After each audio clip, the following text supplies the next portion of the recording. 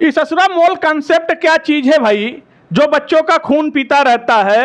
ये class 9th से बच्चे का खून पीना शुरू करता है, 9th में खून पीता है, क्लास 10th में जाएगा बच्चा, वहां खून पिएगा, 11th में खून पिएगा, 12th में खून पिएगा, नीट की तैयारी करेगा वहां खून पिएगा, IIT की तैयारी करेगा वहां खून पिएगा।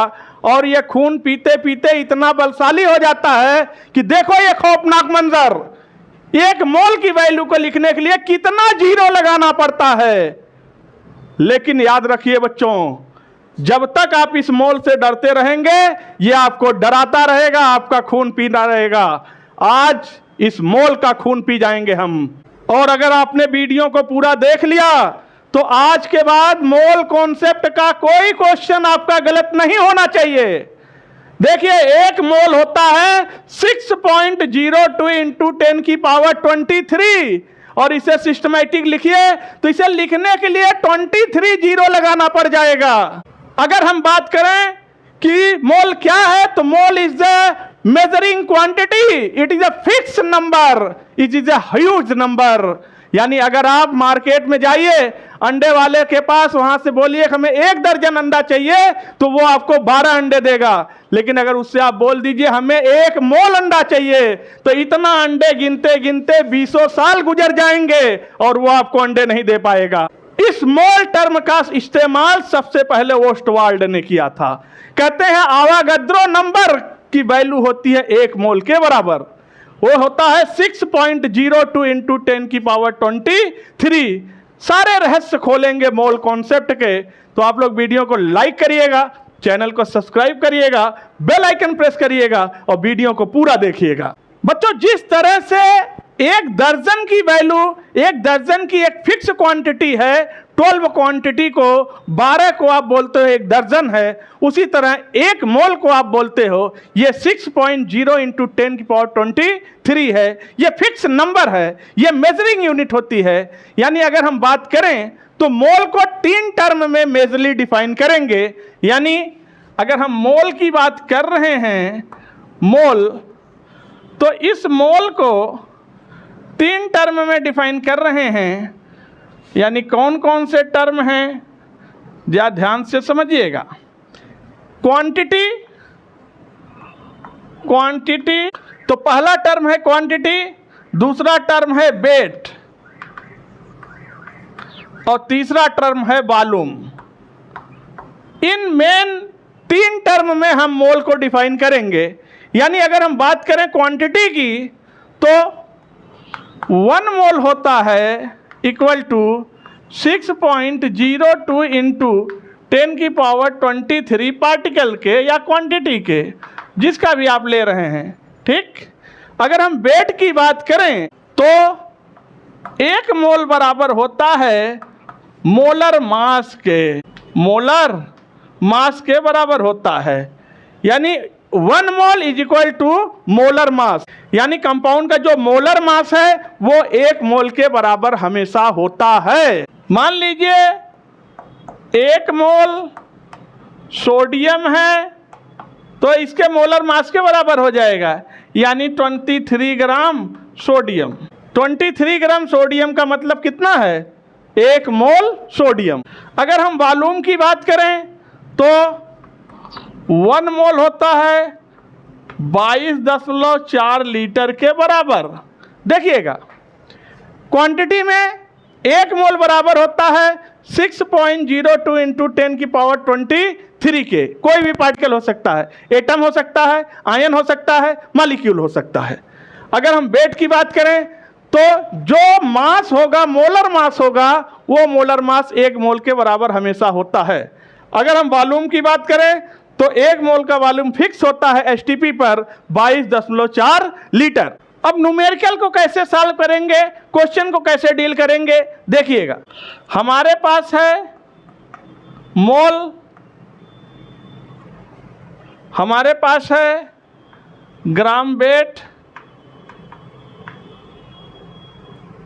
और हमारे पास है मॉलिक्यूल,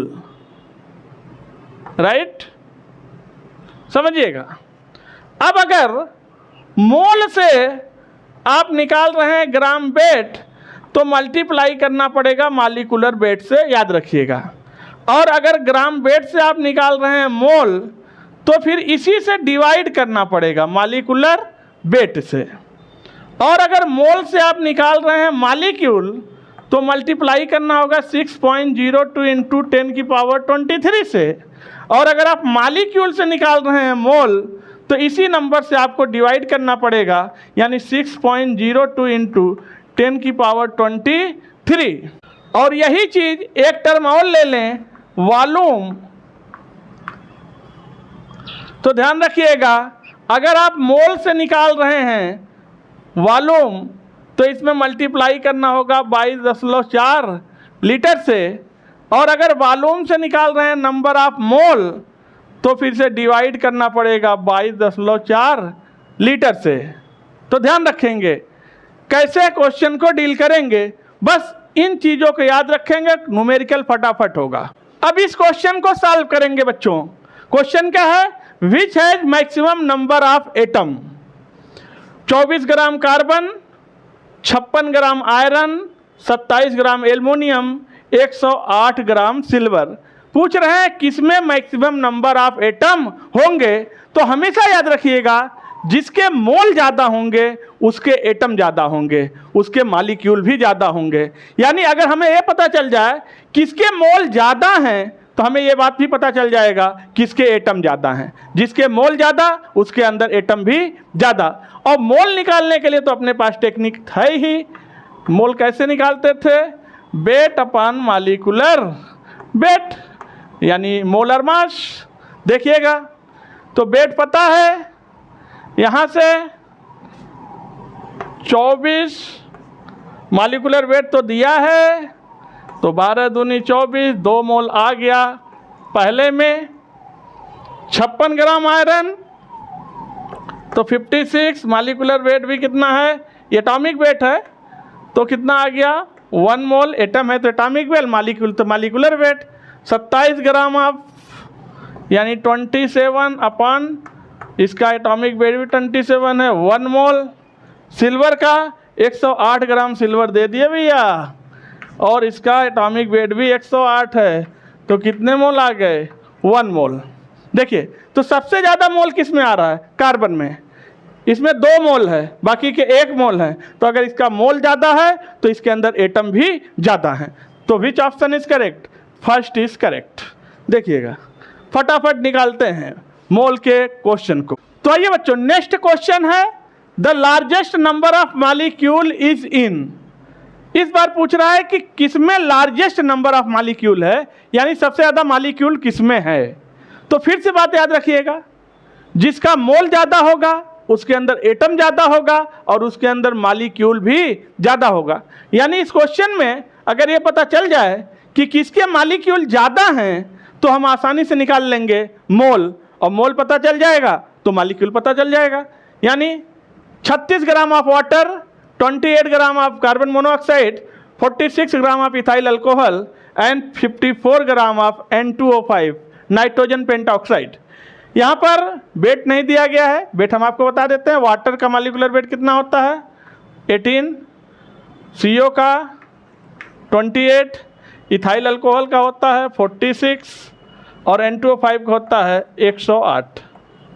लीजिए, अब मोल निकालने का फार्मूला तो भाई पता है, कैसे निकालते थे बच्चों, weight upon molecular weight. Weight से देखिएगा, मोल निकालना है, 36 ग्राम दिया है, 36 अपॉन वाटर का मॉलिक्यूलर वेट 18, तो कितना आ गया, यहाँ से 2 मोल आ गया। इसके बाद 28 ग्राम दिया है, 28 मॉलिक्यूलर वेट भी कार्बन मोनोऑक्साइड कितना है 28, यहाँ से कितना आ गया 1 मोल। और यहाँ पर दिया है 46, और एथिल अल्कोहल का मॉलिक्यूलर भी संयोग से 46 है, यहाँ भी 1 ही मोल है इसके अंदर। और यहाँ पर देखिए तो 54 अपॉन 108, तो ये लगभग आ जाएगा 0.5, आधा मोल। तो इसमें आधा मोल है, इसमें 1 मोल है, इसमें 1 मोल है, लेकिन इसमें 2 मोल है। तो सबसे ज़्यादा मोल किस में, 36 ग्राम ऑफ वाटर में। अगर मोल सबसे ज़्यादा है तो इसी के अंदर सबसे ज़्यादा मॉलिक्यूल भी आएगा। तो बहुत आसानी से इस तरह से मोल कॉन्सेप्ट के क्वेश्चंस को लगाते हैं। और अभी मोल कॉन्सेप्ट के और भी वीडियो आने हैं, क्योंकि मोल कॉन्सेप्ट में बहुत सारा कॉन्सेप्ट है। मोलर मास क्या होता है, मॉलिक्यूलर मास में क्या डिफरेंस है, एम्पेरिकल फार्मूला क्या है, स्टाइचियोमेट्री क्या है, लिमिटिंग रीजन क्या है, a lot of concept is here. उसके लिए एक अगला वीडियो बन के आ रहा है। आप लोग वीडियो को लाइक कर दीजिए, चैनल को सब्सक्राइब कर लीजिए, बेल आइकन प्रेस कर दीजिए और मोल कॉन्सेप्ट के अगले वीडियो के लिए इंतजार करिए। तब से आपसे मिलते हैं नेक्स्ट वीडियो में। तब तक के लिए थैंक यू, धन्यवाद।